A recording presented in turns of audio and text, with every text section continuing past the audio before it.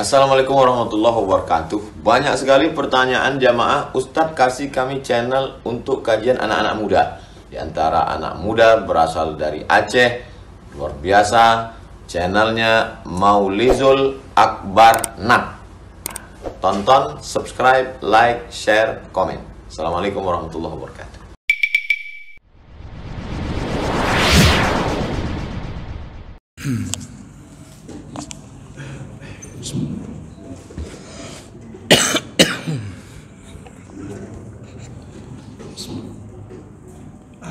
Assalamualaikum warahmatullahi wabarakatuh. Alhamdulillahi rabbil alamin. Wa bi ni'matihi tatimmu as-salihat. Asyhadu an la ilaha illallah wahdahu la syarika lah. Wa asyhadu anna Muhammadan 'abduhu wa rasuluhul karim. Allahumma shalli wa sallim ala nabiyyina wa sayyidina al-Mustafa Muhammadin wa ala alihi wa ashabihi ajma'in. Amma ba'd. Rabbi shrah li sadri wa yassir li amri wa hlul 'uqdatam min lisani yafqahu qawli. Segala puji bagi Allah, kemudian salawat dan salam pada Rasulullah, pada keluarga dan seluruh sahabat-sahabatnya yang Allah muliakan insyaallah. Jemaah salat subuh, bapak-bapak dan ibu-ibu yang senantiasa berhadir karena Allah, mudah-mudahan Allah membalas dengan pahala yang berlimpah insyaallah. Baik, di pertemuan yang lalu kita sudah membahas tentang tanda-tanda apabila Ramadan kita dimakbulkan Allah Subhanahu wa taala. Ya. Dan sekedar pengingat ulang bahawa satu amal saleh itu tanda diterima,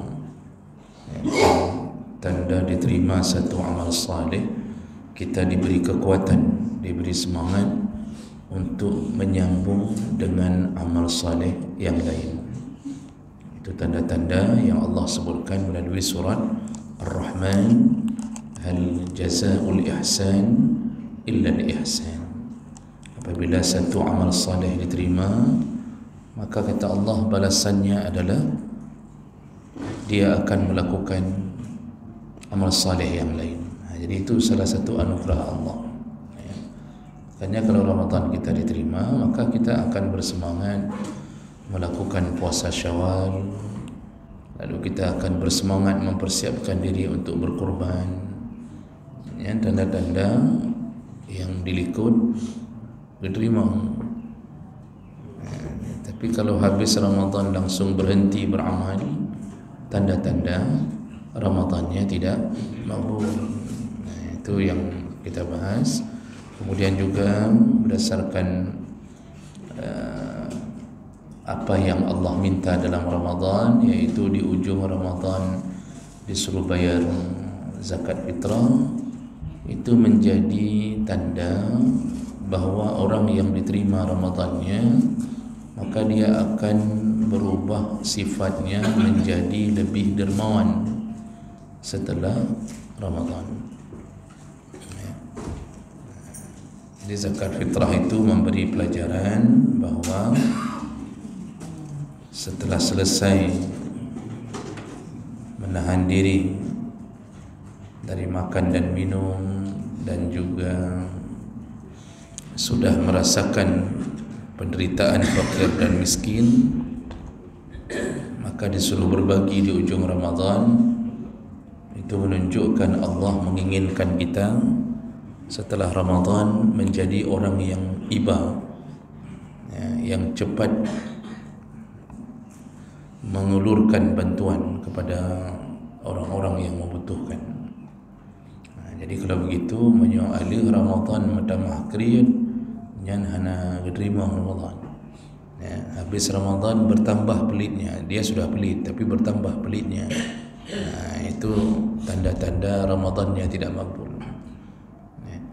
Kemudian tanda berikutnya yang perlu kita ingat kembali adalah di ujung ayat Ramadan Allah mengatakan jangan makan harta sesamamu dengan cara yang batil.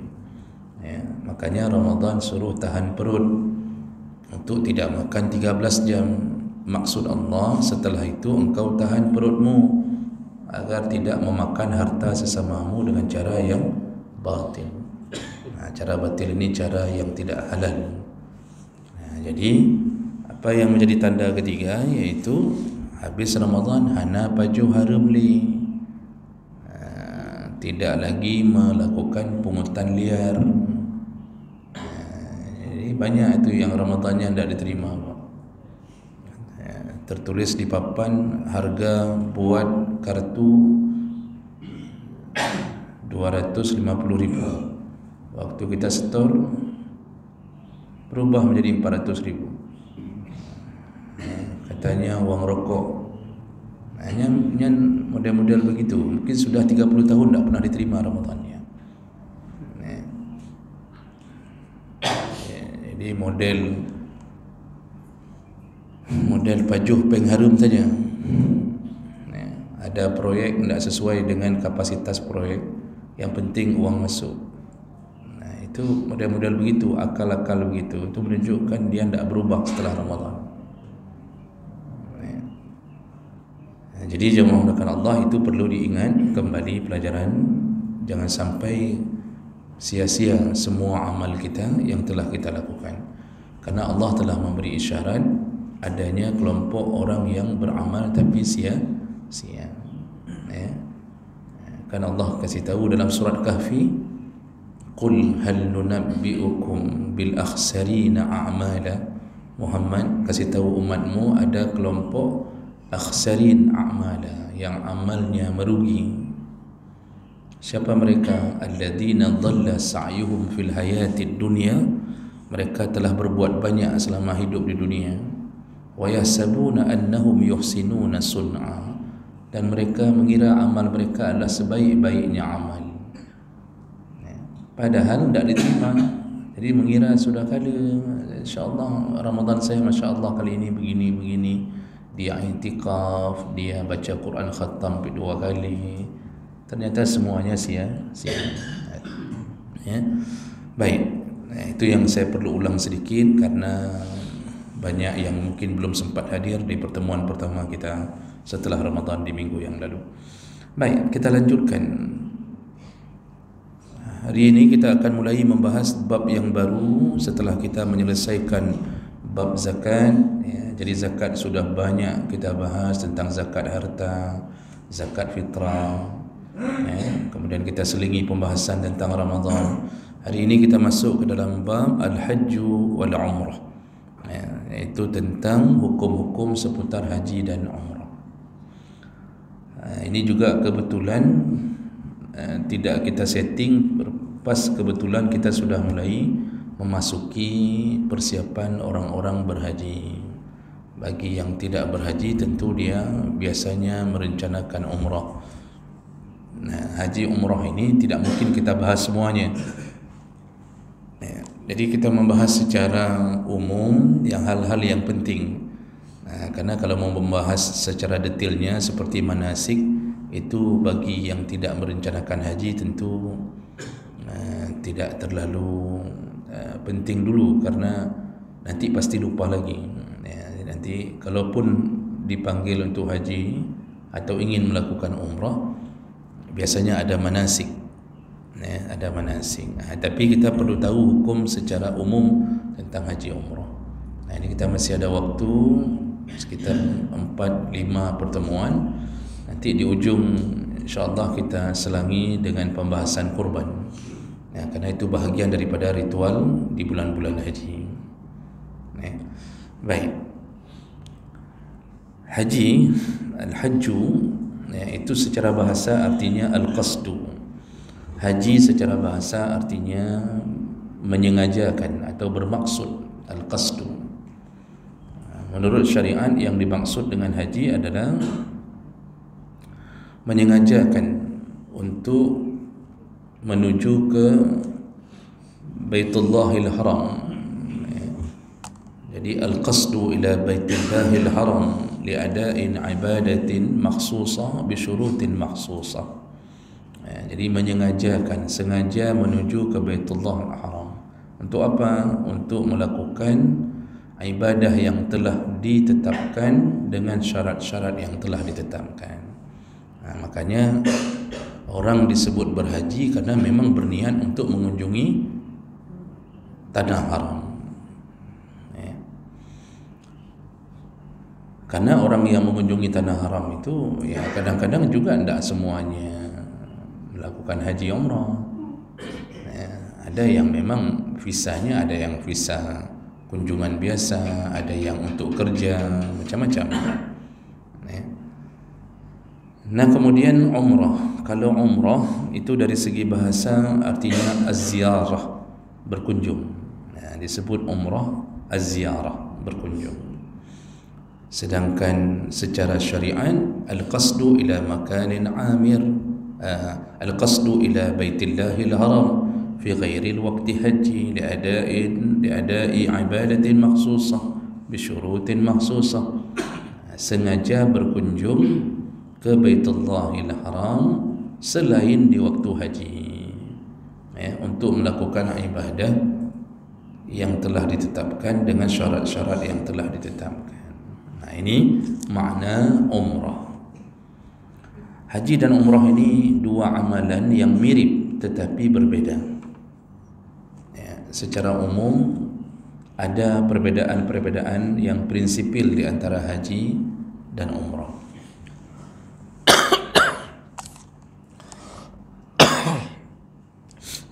Nah, apa saja perbedaannya? Yang pertama, min haitsus zaman, dari sisi waktu. Haji itu hanya boleh dilakukan di waktu yang telah ditentukan oleh Allah, yaitu ashhurum ma'lumat. Allah sebutkan dalam Al-Quran, al-hajju ashhurum ma'lumat. Haji itu dilakukan hanya di bulan-bulan tertentu. Apa bulan tertentunya? Yaitu Syawal, Zulqa'dah, Zulhijjah. Nah, 3 bulan ini baru disebut menuju perjalanan haji. Ini kan kita sudah 27 Syawal, 27 atau 28? 28 sampai 30. 27 ya.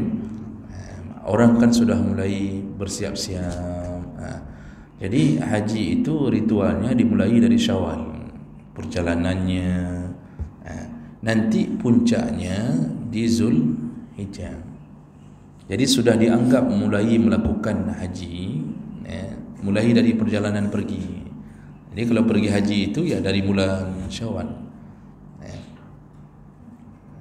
Nah, makanya jamaah-jamaah itu kan persiapannya ini sudah mulai bulan Syawal, ini sudah mulai bersiap-siap.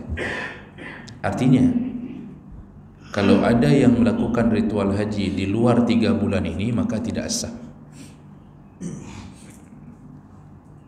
Nanti puncaknya Zulhijjah, berkumpulnya di Zulhijjah, terutama waktu wukuf di Arafah. Itu perbedaan pertama. Sedangkan umrah itu boleh dilakukan kapanpun sepanjang tahun. Otomatis kalau di dalam bulan haji, umrah pun terikut dengan haji. Makanya kan cara melakukan haji itu dia ada 3 cara. Kalau kita melakukan haji duluan baru umrah, maka disebut dengan haji ifrad. Kalau kita melakukan umrah duluan baru haji, disebut haji tamattu'. Orang-orang Asia Tenggara biasanya melakukan tamattu', bukan memilih, tetapi memang regulasinya lebih mudah di sana melakukan tamattu' bagi yang kloter-kloter yang akan beradu dengan orang-orang yang Masya Allah ribuan orang, jutaan orang di sana. Jadi pengaturan itu tidak disengaja maksudnya. Jadi bukan menyengajakan saya ambil tamattu', tidak begitu. Kemudian nanti satu lagi, kalau melakukan haji berbarengan dengan umrah, Itu disebut haji qiran. Nah, itu makanya orang melakukan haji otomatis ada umrahnya. Tetapi umrah boleh melakukan di luar musim haji. Cuma pemerintah Arab Saudi sekarang Bapak Ibu itu sudah mulai sangat-sangat ketat menyeleksi orang-orang yang berhaji. Jangan sampai di antara bulan Syawal sampai bulan Zulhijjah puncak haji itu ada orang yang menyusup melakukan haji tanpa visa haji resmi. Kenapa begitu? Karena pengalaman dari sudah beberapa tahun, ternyata diperkirakan orang masuk, jamaah masuk dengan haji resmi sekian juta, tapi di lapangan berbeda. Misal untuk tahun ini, misal tahun-tahun sebelumnya diperkirakan yang memasuki area untuk melakukan haji itu 3 juta. Tetapi ketika di lapangan kali 5 juta, disitulah kecelakaan datang. Kan banyak korban, enggak tiba-tiba terowongan mendesak, kemudian tabrakan, hancur-hancuran sampai meninggal ratusan orang. 2 tahun yang lalu itu kan yang meninggal ratusan orang. Jadi begitu. Nah, mulai dari situlah pemerintah Saudi memperketat, tidak boleh masuk ke Saudi mulai dari Syawal sampai Zulhijjah, sampai selesai pelaksanaan haji, kecuali dengan visa haji resmi. Tahun kemarin kan banyak yang dipulangkan. Dia berangkat, travelnya pakai visa ziarah. Jadi sampai di sana dirazia, sudah bayar 200 juta, dirazia, dipulangkan, tidak jadi haji. Dari hotel diturunkan semua, ditangkap udah kayak napi semua itu. Ditangkap, dipulangkan langsung, hai fikir-fikir. Tahun ini 29 April ni itu batas terakhir orang boleh berada di Saudi. Batas terakhir karena persiapan untuk masuknya jemaah haji. Siapa yang didapatkan pakai visa selain visa haji itu kena denda, saya baca kena denda 100.000 rial, pada juta ya, sekitar 40 jutaan, 50 jutaan. Itu berat tuh. Jadi ini penyebab kenapa perkara seperti ini berkembangnya zaman, ada kebijakan-kebijakan baru. Karena ada orang Pak, kalau masa kami dulu haji tahun 2000 tu, mahasiswa haji, mahasiswa haji, badan masih langsing, tidak seperti hari ini kan masih kuat-kuat semuanya. Itu ada kawan-kawan yang berumrah dari 2 bulan sebelum haji umrah, dan mereka tidak pulang lagi Pak. Tidak pulang itu. Walaupun visa umrahnya sudah habis, mereka tidak pulang. Jadi apa yang dikerjakan? Menunggu haji. Jadi bahas 3 menunggu haji. Caranya gimana? Sembunyi dari kejaran petugas. Dan banyak itu kawan-kawan yang melakukannya. Kalau kami tidak senekat itu. Tapi ada kawan-kawan yang nekat-nekat, karena kalau tidak begitu susah untuk balik. Akhirnya sembunyinya di mana? Di pegunungan Pak, rumah-rumah yang di atas bukit, yang petugas malas untuk naik sampai ke sana, pindah kos di sana, pindah lagi. Jadi kejar-kejaran itu sama petugas, tidak boleh nampak di kota. Jadi begitu keadaannya. Jadi ini perbedaan pertama secara waktu. Yang kedua, perbedaan haji dan umrah berikutnya adalah dari sisi hukum. Kalau haji disepakati kewajibannya, sedangkan umrah itu tidak disepakati hukumnya. Kalau haji sepakat, semua mengatakan wajib seumur hidup sekali. Kalau umrah itu tidak disepakati hukumnya. Kalau menurut Syafi'i dan Hambali, umrah itu wajib, berdasarkan ayat Allah, wa atimmul hajja wal umrata lillah. Sempurnakanlah haji dan umrah karena Allah. Jadi penyebutan haji dan umrah disebut dalam satu ayat ini bersamaan. Jadi karena disebut bersamaan, maka sebagaimana haji wajib, maka umrah pun wajib. Itu hukum umrah. Menurut mazhab Syafi'i dan Hambali wajib. Yang wajib itu yang mana? Umrah pertama. Sedangkan menurut Hanafi dan Maliki, umrah itu sunnah, tidak wajib, dari awal tidak wajib. Jadi kalau umrah hukumnya masih khilaf, sedangkan haji disepakati wajib.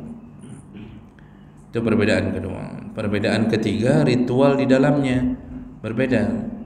Kalau haji itu ada ritual khusus yang tidak ada pada umrah. Di antaranya pada rukun haji ada wukuf di Arafah. Pada umrah tidak ada.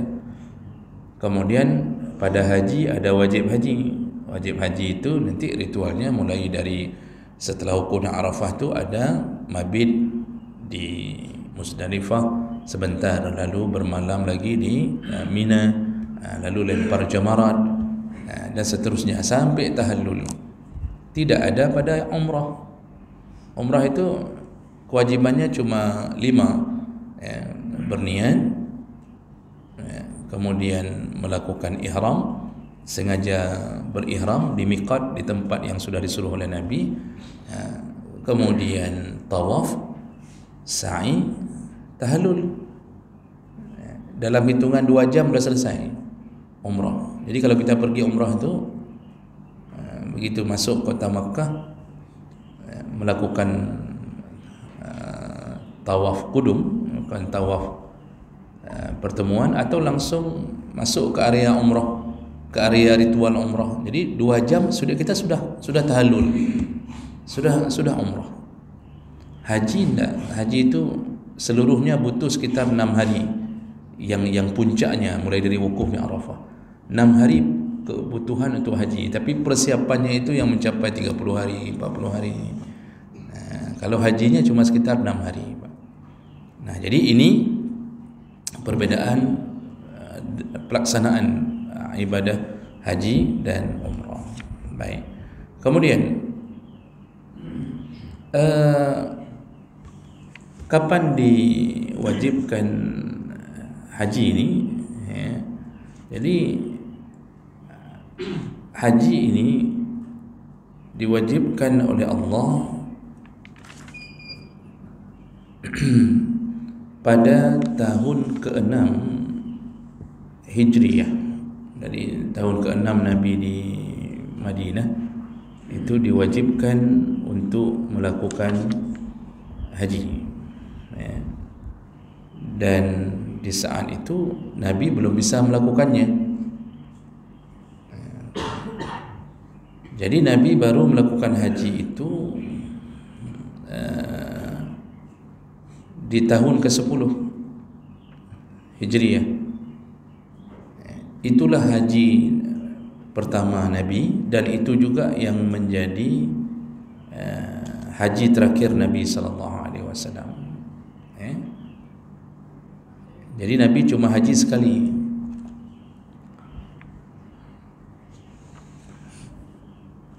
Sedangkan umrah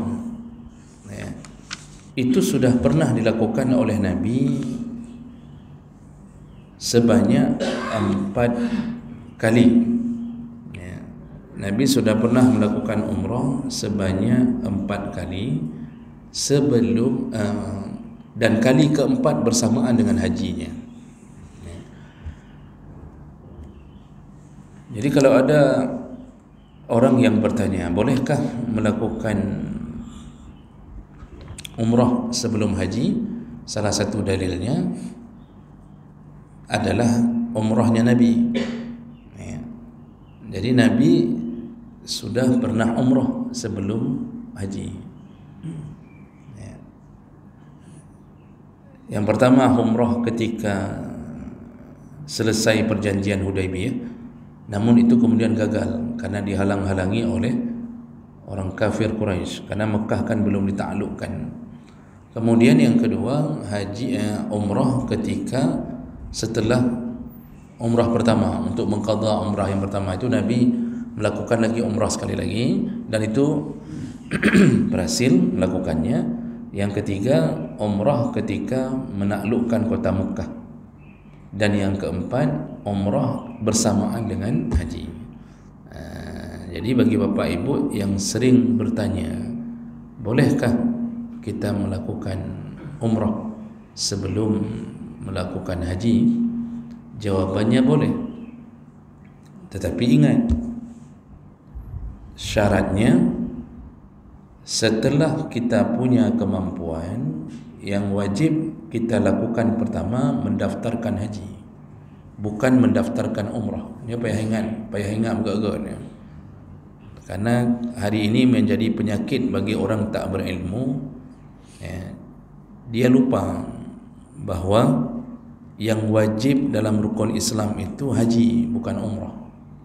Dalam ini rukun Islam, itu yang disebut haji. Jadi baru boleh melakukan umrah sebelum haji. Karena kan sekarang kita terhalang dengan regulasi, kita harus nunggu. Jadi 25 tahun, 30 tahun, itu harus nunggu. Saya ngedaftar 2 tahun yang lalu, nunggunya 35 tahun, Pak. Berarti long perkirakan saya baru dipanggil umur 80. Jino bentang ke asam urat kamu ulang-ulang. Jadi umur 80 baru dia. Saya sudah haji, cuma saya daftarkan isteri sebenarnya, kan? Itu bayangkan regulasi hari ini.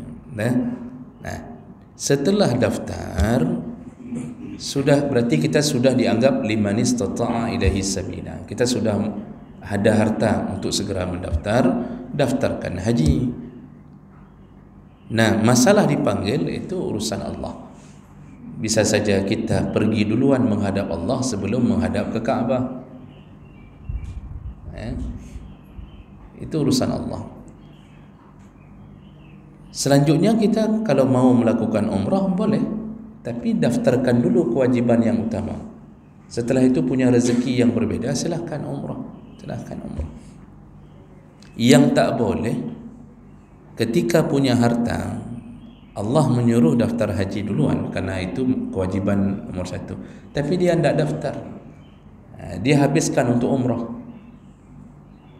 Lalu ada yang bertanya, bukankah Ustaz tadi menurut Syafi'i dan Hanbali umrah juga wajib? Betul. Tetapi umrah yang wajib itu kalau sudah daftar haji pasti ada umrah di dalamnya. Nah, bagi orang pun yang kadang-kadang tidak punya harta lagi untuk umrah duluan, ketika dia pergi haji, di dalamnya pasti dia melakukan kewajiban umrah itu. Nah, pasti dia dapat umrah wajib itu. Nah, jadi umrah yang wajib itu kalau bisa kita sederhanakan, itu umrah yang menyertai haji. Cuma bagi kita yang punya rezeki lebih, kita ingin umrah duluan, berarti umrah pertama kita sudah terkena, sudah masuk kategori umrah wajib kalau yang pertama. Tidak kita daftar, tidak kita umrah pun, nanti tetap dapat umrah juga waktu haji.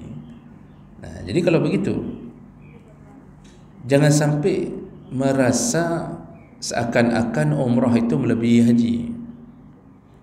Ada Pak orang-orang yang sudah daftar haji, ketika mengetahui dirinya baru dipanggil 25 tahun, 20 tahun, dia cabut kembali untuk umrah.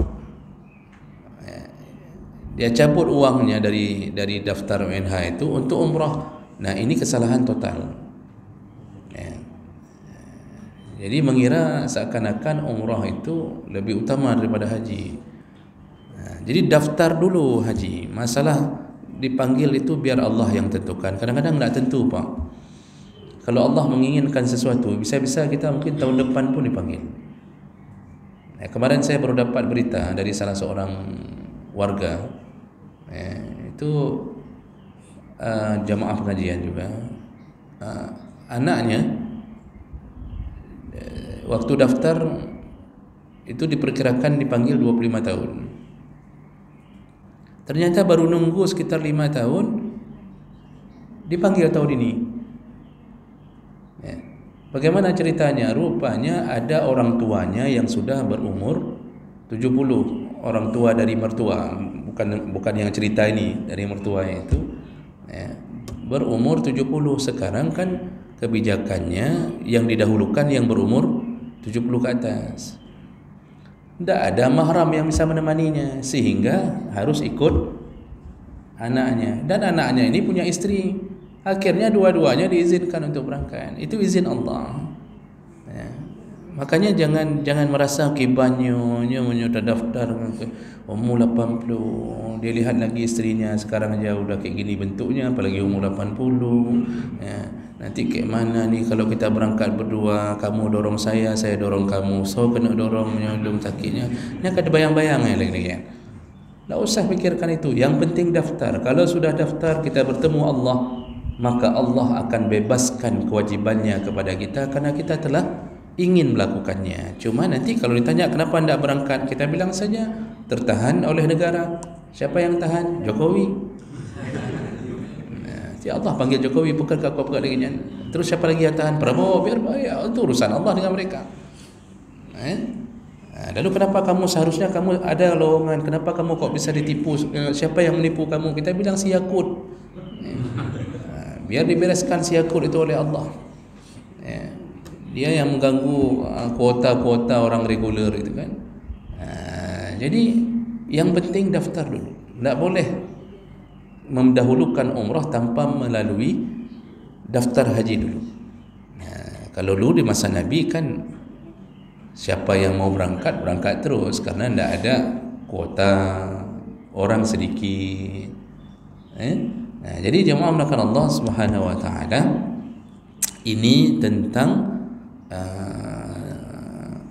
hukum melakukan umrah sebelum haji. Jadi jawabannya dibolehkan, tapi segera daftarkan haji lebih dahulu. Okey. Baik. Berikutnya,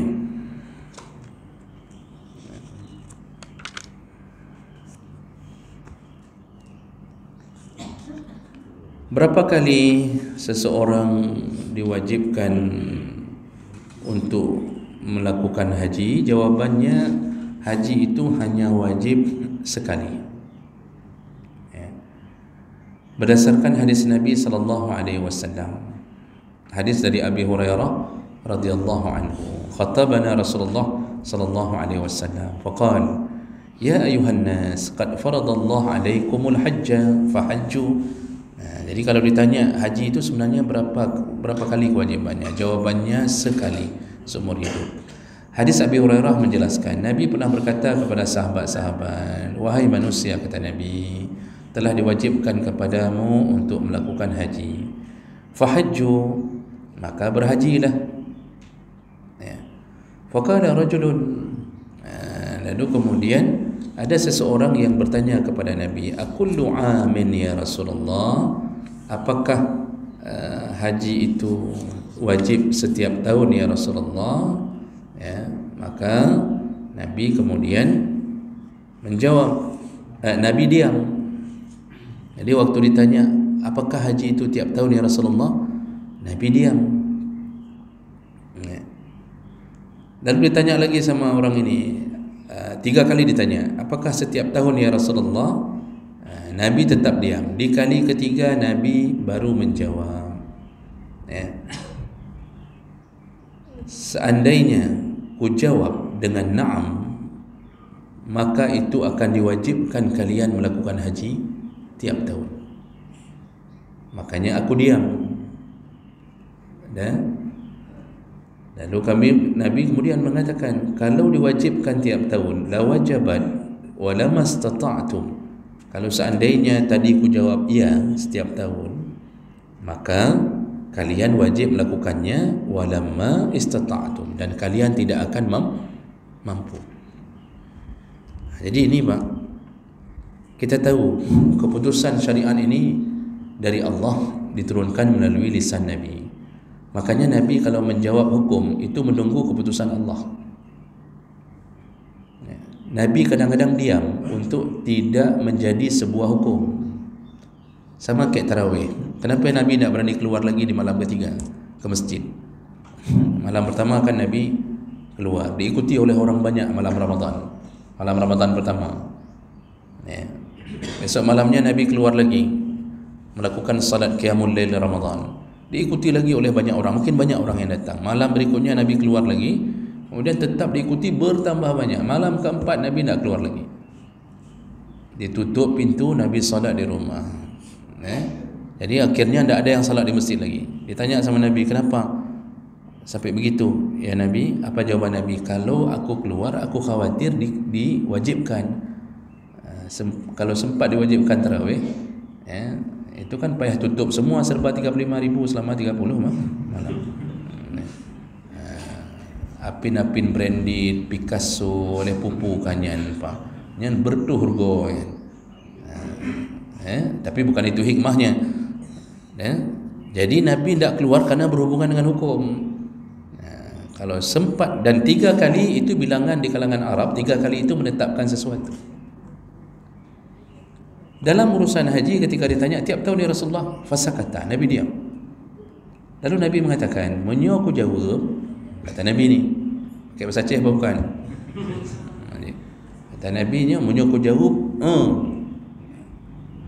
ya udah kalian terpaksa lakukan haji tiap tahun. Bayangkan Pak kalau harus tiap tahun lakukan haji, kan cengis kita. Cengih depaknya menyutip-tip ini saja yang seumur hidup sekali saja. Orang susahnya minta ampun, mempersiapkan harta dan segala macam. Makanya kebijakan Nabi sangat berhubungan dengan hukum dari Allah Subhanahu Wa Taala. Nabi itu orang yang sikat gigi setiap waktu salat. Tapi beliau tidak berani menyatakan itu wajib. Kenapa? Dia takut umatnya tidak mampu. Jadi Nabi ini sayang kali ke kita. Sama kayak kita Pak, waktu anak kita itu kita sayang-sayang, tidak berani kita suruh yang menyebabkan dia tidak mampu. Makanya banyak mama-mama yang tidak berani suruh anak, suruh cuci piring dah, suruh cuci baju dah, kan? Waktu ditanya sama orang, apakah aniu anak rohani? Alah, ubutan mentah, tayang tanging tu kan? Jika bebanji tu, kali hiplung 3 ruji. Gara-gara kuyur rapingan kali hiplung 3 ruji. Mama saja punya pertimbangan supaya anaknya tidak lari. Apalagi itu kasih sayang mama itu kan secuil dibanding kasih sayang Nabi kepada umat. Nabi itu sayang sekali ke kita. Makanya Nabi tidak mau membebankan kita. Cuma kadang-kadang kita yang sudah diringan-ringankan pun masih meringan-ringankan diri. Itu yang sisi tidak baiknya umat Muhammad ni. Kadang-kadang Nabi berusaha meringankan agar dia masuk surga dengan keringanan itu, tapi dia meringan-ringankan diri. Sesuatu yang diringankan pun dia ringankan. Jadi Bapak Ibu yang Allah muliakan, dengan jawaban ini Nabi ingin mengatakan haji itu cukup sekali seumur hidup. Baik. Berikutnya,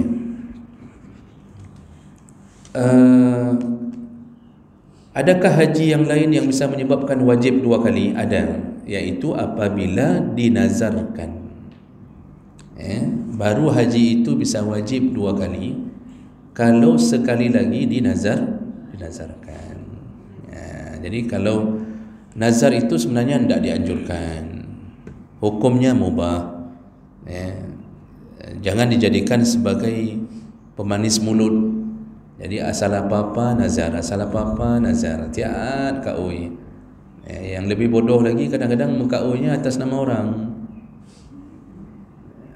Ada itu kebiasaan-kebiasaan yang aneh. Jadi misal nenek kita ni, misal contoh ni,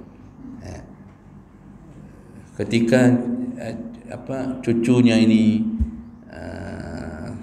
lahir, cucu lahir, nenek itu tiba-tiba datang menemui anaknya, ya maksudnya mamak kita. Nenek ini bilang, nak, hai nak, ilung kan? Nak kau ilung. Saya ada nazar, yaitu kalau anakmu lahir dengan selamat, saya nazar bahwa kamu harus puasa 45 hari. Dia bernazar, tapi yang dibebankan ke orang lain. Lalu ada juga anak yang bodoh, mengatakan, oh ya, jadi Kiban kakak belum puasa. Ya, kata si nenek, itulah kalau kumpul antara bodoh dengan bodoh kayak gitu. Padahal dalam hukum nazar tidak berlaku nazar itu kecuali pada diri sendiri. Itu kebiasaan orang-orang dulu itu. Neneknya nazar, yang dibebankan anaknya. Puasalah anak ni 45 hari gara-gara nazar ini. Kalau kayak gitu dibolehkan, enak kali. Saya tinggal bernazar aja setiap hari. Saya bilang, bapak saya ada nazar, kalau saya mengaji, bapak tolong sediakan nasi kari kambing dengan ini, itu nazar saya. Orang lain yang sediakan tu saya, mana nak ceritanya? Hanya betul itu tidak sah nazarnya itu. Nah begitu. Tetapi kalau sudah bernazar atas diri sendiri wajib. Makanya kalau seseorang mengatakan lillahi alayya hajj, aku bersumpah demi Allah, kalau aku mendapatkan ini atau itu maka aku akan berhaji. Kalau dia bernazarnya untuk melakukan haji, maka ketika dia mendapatkan keinginannya, dia wajib melakukan haji kembali. Itu baru ada yang namanya haji 2 kali yang wajib. Jadi yang sekali itu dinazarkan. Cuma begini Bapak Ibu, kita dengan Allah itu tidak perlu mencari keridhaan Allah, mencari sesuatu yang membuat Allah ridha ke atas kita dengan mengorbankan mengorbankan lebih dahulu pemberian Allah. Jadi jangan sering-sering nego dengan Allah, kalau engkau beri baru aku akan lakukan ini. Kalau engkau beri aku anak, aku akan sedekah. Jangan sering-sering bernego seperti itu. Caranya yang bagus yang bagaimana? Sedekahlah terus-terusan, lalu bermohonlah kepada Allah agar menjadi wasilah agar kita diberi anak, begitu. Jadi jangan jadikan kalau engkau tak beri, aku tak beri. Makanya Imam Syafi'i mengatakan apa? Orang yang suka bernazar itu pelit, kriat, tak baik. Kenapa? Dia kalau tak diberi, dia tak beri. Maka tak baik. Sayangnya orang kita menjadikan nazar itu permainan, maksudnya hal-hal yang istilahnya dianggap anjuran. Maka kan rata-rata orang Aceh ni banyak anak-anak nazar, Nazarudin, Nazarullah, Nazariyah, Muhammad Nazar, Sulaiman Ka'ui, Usman Ka'ui, Lepupunan kan. Itu hasil-hasil Ka'ui semuanya. Padahal Rasulullah mengatakan apa? Innaman nazru la yughni 'anil haqqi syai'a. Nazar itu tidak mengubah ketentuan Allah. Nazar itu tidak merubah ketentuan Allah. Sudah 10 kali kita tes PNS, kali ke-11 baru lulus. Itu tidak mengubah ketentuan Allah. Jadi jangan fikir gara-gara nazar kita lulus itu. Tidak. Itu memang ketentuan Allah. Kita itu disuruh berjuang dulu, kali ke-11 baru lulus. Itu memang sudah tertulis begitu. Jadi jangan merasa nazar kita yang mengubahnya. Tidak. Anak perempuan kita dapatkan setelah 10 anak laki-laki. Anak ke-11 baru perempuan. Lalu kita mengatakan, ni saya kasih nama Nazariyah. Jadi atau Fatimah Ka'ui misal. Dia pikir hasil nazarnya. Tidak. Memang ketentuan Allah anak ke-11 baru perempuan. Makanya tidak perlu mendawamkan diri dengan selalu bernazar, selalu taat saja sama Allah. Jadi itu baru ada yang disebut dengan haji wajib selain haji yang pertama. Baik. Kemudian di sini ada catatan dari para ulama bahawa bagaimana hukumnya seandainya melakukan haji yang wajib ini dengan harta yang haram, apakah sah hajinya atau tidak? Jadi karena ada model orang ibadah tetapi prosesnya haram. Proses menuju ibadah itu proses haram. Kayak mana contohnya orang yang melakukan haji tapi dengan harta haram? Macam-macam. Ada yang berhaji dengan uang rokok tadi. Haji tapi pakai uang rokok.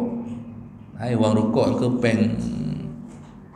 Jadi misal buat apa, urusan apa, 250,000, minta uang rokok 100,000. Itu dikumpulkan uang rokok, uang apa lah punya peng apa selain nama peng rokok, peng kopi, wang kopi, kan? Kumpul tu daftar haji, wang orang yang seharusnya itu tidak ada tapi dia adakan. Dia sudah digaji tu untuk melakukan itu, tapi tetap suka makan haram. Dikumpulkan naik haji dengan wang itu. Itu nanti sah atau tidak? Atau ada yang melakukan haji dengan wang hasil bunga deposito. Dapat pesangon, masukkan ke bank konven, lalu tetapkan bunga sekian persen, uangnya tidak hilang, modalnya tidak hilang, tapi dia dapat bunga setiap bulan. Ini sistem ini itu total jatuh ke riba. Itu wang bunga itu total jatuh ke riba. Kenapa? Karena dia berbentuk bukan akad-akad yang dibolehkan dalam syariat. Bukan pun akad mudharabah, tidak ada kerjasamanya. Kalau mudharabah itu kita depositokan uang ke bank syariah, kita dianggap sebagai pemilik modal, sedangkan pihak bank sebagai pengelola. Lalu dibuatlah kesepakatan akad bagi bersama hasilnya, maka disebut bagi hasil. Dan itu fluktuasinya beda-beda, Pak. Bagus hasil di sana, bagus kita dapatkan. Tidak bagus hasilnya, misal bulan ini kurang bagus pemasukannya, kita pun kecil pemasukan. Kalau yang modal deposito konvensional mana ada, kan ditetapkan langsung berapa uang bapak simpan ke kami, ini langsung bapak tiap bulan 5%. Tidak peduli mau mereka dapat hasil keuntungan dari uang kita simpan itu besar atau kecil, yang kita tetap dapat 5%-nya haram. Lalu dengan uang deposito itu kita daftar haji, itu bermasalah.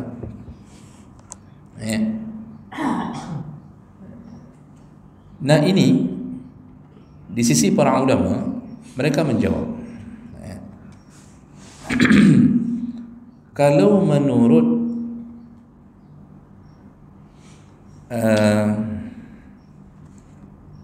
mazhab Maliki dan Syafi'i,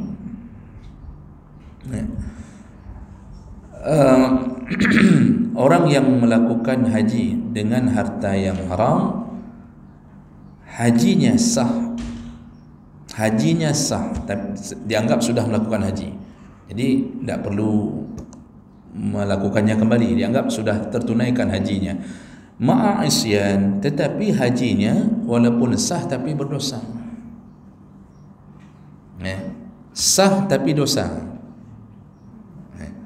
Jadi kalau begitu dapat apa? Ya dapat dosa, tidak ada pahalanya. Cuma kalau ditanya orang, kalian haji rana? Jawabannya kali sudah kiban man makbul. Kalau berangkat dengan uang haram, itu tak akan makbul, bahkan dipastikan dia mardud. Pasti mardud, pasti tertolak. Bukan hanya tertolak, tapi dia telah menghina Allah dengan melakukan ibadah dengan harta haram. Jadi sama seperti orang kasalati fil ardil maqsubah, sama seperti orang yang salat di atas tanah yang dirampas. Jadi habis ambil tanah orang, buat musalla, salatlah kita di musalla itu. Dan kita tahu ni status tanahnya tanah orang yang kita rampas melalui sertifikat palsu. Karena kan sekarang mudah sekali bang membuat sertifikat palsu, asal kong kali kong sama hakim, baik hakim daerah, hakim MK, semua bisa dapat. Itu salah satu tipu-tipu daya dunia. Ijazah saja bisa dipalsukan, walaupun sudah melewati 2 periode, bisa dipalsukan. Jadi kita ambil tanah orang, lalu kita solat di atas tanah orang yang telah kita ambil itu. Ini apa hukum solatnya? Mazhab Maliki dan Syafi'i mengatakan tetap sah, karena solat itu dihitung sah tidak sah kan lihat rukun, syarat, tetap sah selama semua sudah terpenuhi. Cuma tidak ada pahala, yang ada apa? Dosa. Habis solat dapat dosa. Kemudian sama seperti orang bersedekah dengan harta haram. Sedekah harta haram, apakah sedekahnya berpahala atau tidak? Tidak, bahkan berubah menjadi dosa. Bayangkan Pak, kalau cuma dibilang hanasah sedekahkah, itu mungkin ya sudahlah, apa boleh buat. Tapi masalahnya berubah jadi dosa. Sudah sedekah jadi dosa. Siapa yang bilang itu? Nabi Pak. Ada hadisnya yang menyebutkan bahwa orang yang bersedekah dengan harta haram ditolak dan seluruh hartanya dihitung menjadi dosa. Kenapa kok bisa jadi dosa? Seharusnya kan ya ndak diterima aja udah okey lah. Tapi kok bisa berubah jadi dosa? Nah, di situ perbuatan ibadah yang suruh Allah, lalu kita melakukannya dengan jalan yang haram. Lalu kita meyakini bahwa Allah menerima ibadah kita. Di situ keyakinan menyebabkan kita sebenarnya sedang melecehkan Allah, melecehkan keagungan Allah. Di mana pelecehan itu? Kita ingin mengatakan di dalam keyakinan kita bahwa ya, saya sudah sedekah, saya sudah haji, walaupun dengan harta haram, diterimalah. Mana mungkin tidak diterima, orang kita sudah lakukan. Itu membuat keagungan Allah seakan-akan Allah menerima sogok. Kalau manusia kan bisa begitu Pak. Manusia kan kalau sudah disogok itu bisa beres semua urusan. Tapi dia menganggap Allah menerima sogok. Jadi walaupun dari harta haram dia anggap tenang aja, aman tu, pasti Allah terima. Di situ melecehkan Allah. Sedangkan Allah Subhanahu wa taala menyatakan dirinya innallaha thayyibun wa la yaqbalu illa thayyiba. Allah itu baik dan Allah takkan menerima apapun kebaikan-kebaikan atau ibadah-ibadah kecuali dari jalan yang baik-baik saja. Lalu kita meyakini Allah terima sogok kita dengan wang haram. Ini membuat terhinanya Allah, maka Allah murka. Apa yang Allah lakukan? Semua ibadah kita itu malah jadi dosa. Jadi itu bahayanya berangkat haji dengan harta haram. Kalau menurut mazhab Hanafi dan Hambali, itu hajinya tidak sah. Jangankan sah di awal, langsung tidak sah. Mereka yang berangkat haji dengan harta yang haram. Makanya kan perkara ini Pak, orang mengira asal sudah haji sudah aman. Dia tidak melihat prosesnya bagaimana. Ada satu lagi jalan yang menyebabkan terdoliminya orang Pak. Ada jalan-jalan menuju haji tapi terdolimi orang. Apa contohnya Pak? Ketika kita kong kali kong dengan petugas haji. Petugas haji itu maksudnya ya bagian yang mengatur haji, ya kemenak bagian atau apa sajalah.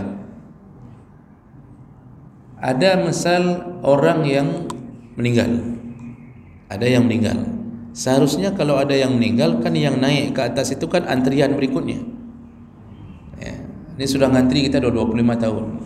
Kalau ada yang meninggal, yang naik ke atas antrian berikutnya. Tapi karena kita kenal dengan petugas orang dalam, kalau kita kenal ma'ordal ni, ditawarkan ke kita ni ada yang baru meninggal ni. Bapak, kalau bisa sediakan uang 200 juta, kami masukkan langsung nama bapak. Padahal kita antrian kita 25 tahun. Atau bahkan kita tidak masuk dalam antrian itu. Memang kita kaya raya misal. Ditawarkan ini ada yang sudah meninggal, jadi bisa ngisi. Seharusnya diisi oleh orang antrian berikutnya. Tapi kita karena punya kekenalan, akhirnya kita ngisi dengan membayar di luar prosedur. Masuklah nama kita. Orang lain kan tidak tahu juga karena permainannya kan dengan pribadi di dalam itu. Nah, ini haji seperti ini. Kalau kita berikan 200 juta untuk bisa dapat kursi yang seharusnya itu milik orang lain yang sudah menunggu lama, itu masuk dalam kategori riswah, menyogok. Karena definisi sogok ihqaqul batil wa ibtalul haq. Membenarkan yang batil dan membatilkan yang benar. Gara-gara kita sogok, ada yang terdalimi padahal jatah dia. Nah, ini haji seperti ini sama. Itu hajinya sah dalam pandangan Syafi'i dan Maliki, tapi tidak berpahala, bahkan menyebabkan dosa. Ini kan penyakit waktu masa Siyakut kan itu penyakitnya Pak, yang diprotes oleh DPR. Diprotes oleh DPR. Kenapa yang regular tiba-tiba mengecil kuotanya, malah dibesarkan ke haji plus, furoda, bayar 250 juta, 300 juta. Kalau yang model kayak gini nih, itu bisa setahun cuma nunggu, 2 tahun langsung berangkat. Tapi dia zalimi orang-orang yang regulernya, dia harus berangkat dengan datangnya orang-orang kaya. Inilah kebodohan-kebodohan yang seakan-akan mengejar ibadah tapi tak peduli dengan diterima atau tak diterima. Okey. Satu lagi baru kita bertanya jawab, sedikit lagi bang. Kemudian permasalahan berikutnya, hal wujubul haji 'alal faur? Apakah haji itu wajib segera? Maksudnya begitu kita sudah cukup uang langsung harus daftar, atau boleh kita tunda-tunda? Menurut mazhab Hanafi dan Maliki, wajib segera. Di saat mampu, wajib segera. Dulu belum PNS, sekarang sudah PNS. Lalu kemudian kita sudah menikah, begitu sudah punya uang lebih itu maksudnya kita sudah bayar dulu kehidupan yang wajib, punya uang lebih, lihat di ATM sudah ada 25 juta untuk daftar haji, 25 juta. Itu wajib segera daftar menurut mazhab Hanafi dan Maliki, wajib segera. Tak boleh menunda, tak boleh mendahulukan dulu yang lain. Sedangkan menurut mazhab Syafi'i, kalau urusan sudah mampu, tetap wajib melakukan haji alat tarakhi. Boleh ditunda selama ada kebutuhan yang memang dia tak bisa elakkan. Jadi maksudnya kalau mazhab Syafi'i bukan memberi keringanan, tetapi tak mesti menanapeng 25 juta langsung besok langsung, enggak mesti begitu. Dia juga bisa mempertimbangkan ini kira-kira kalau dia pergi atau dia menunggu sedikit lagi untuk bisa juga sekaligus dengan istrinya. Karena pada dasarnya suami tidak wajib menghajikan istri. Bapa, kewajiban kita kepada keluarga kita atau istri kita apa? Wajib nafkah, papan, sandang, pangan. Di luar nafkah batin, itu yang wajib. Haji tidak termasuk dalam 3 itu. Makanya pertanyaannya, wajibkah suami menghajikan istri? Tidak wajib. Istri tidak kita hajikan, kita berangkat sendiri, boleh. Tapi waktu pulang istri tidak di rumah lagi. Kayak orang kampung ni, kayak orang bakmak. Kata si istri, kulayani lip, dajunya kana pengke haime. Itu kayak gitu. Wajar, istri wajar memperlakukan diri begitu. Uang banyak, istri tidak bawa. Tapi memang sebenarnya tidak wajib. Cuma kalau seorang istri dihajikan oleh suaminya, maka sungguh beruntung dia telah mendapatkan suami saleh. Itu suami baik, Pak. Istri itu kapan kewajiban hajinya? Kalau dia mampu. Sekarang istri kadang-kadang tidak ada kerja di rumah sebagai ibu rumah tangga, tidak mampu. Ya dia tidak ditanya sama Allah, sampai mati pun tidak ditanya. Ibu tidak ditanya. Kalau ibu tidak ada emas ada sudah dicuri kan? Mungkin karena tidak bayar zakat dicuri juga ujungnya. Kemudian tidak ada harta. Uang belanja dari suami cuma dikasih per bulan. Itu pun tidak cukup. Model suami yang Fir'aun tadi ini. Jadi itu pun tidak cukup. Apakah haji bagi istri wajib? Tak wajib. Sampai meninggal ditanya? Tak ditanya. Karena kewajiban haji itu kemampuannya pada diri sendiri, bukan pada orang yang memberi nafkah. Beda dengan zakat fitrah. Zakat fitrah bagi yang memberi nafkah wajib memberi zakat kepada orang yang ditanggung nafkahnya. Haji tidak. Cuma begini, kalau suami itu berhaji tanpa istri, kan rasa-rasanya Pak, kalau kita ini punya iman, tak enak Pak, tak enak suami itu pergi tanpa istri, karena nanti yang paling banyak berkorban di waktu haji itu istri, jadi ya hajikanlah, bantulah istri untuk berhaji. Dan jadi Ini yang kesimpulan kita ni. Ini saya nak baca per kalimat.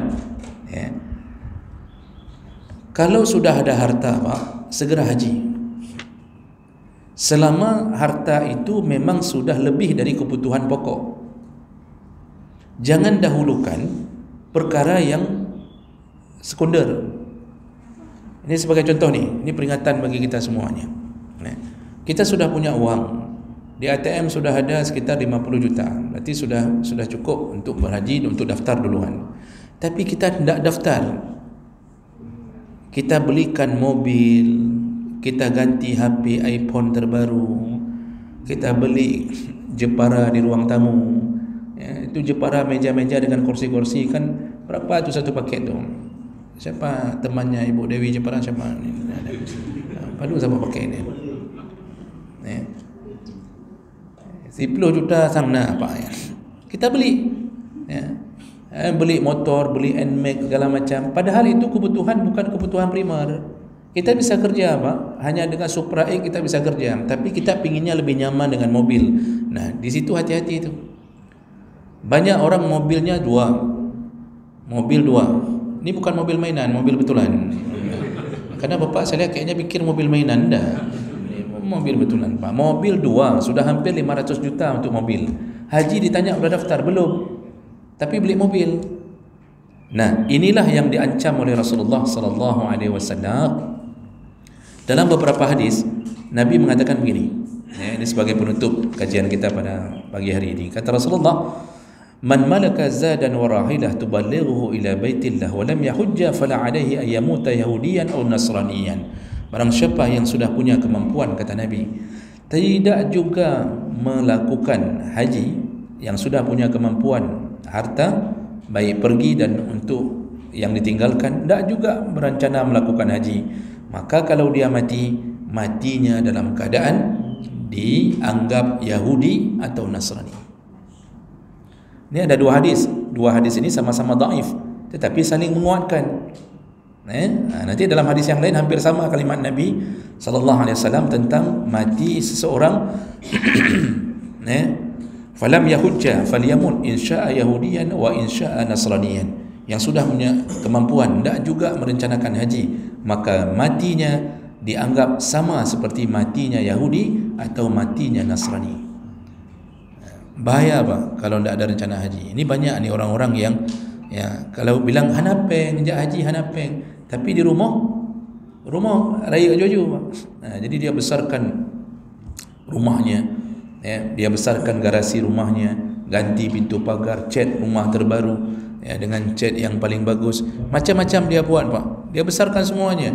Itu dulu kan dia pakai motor kecil-kecil, asal ada uang dia ganti dengan besar, NMAX, apalagi PCX.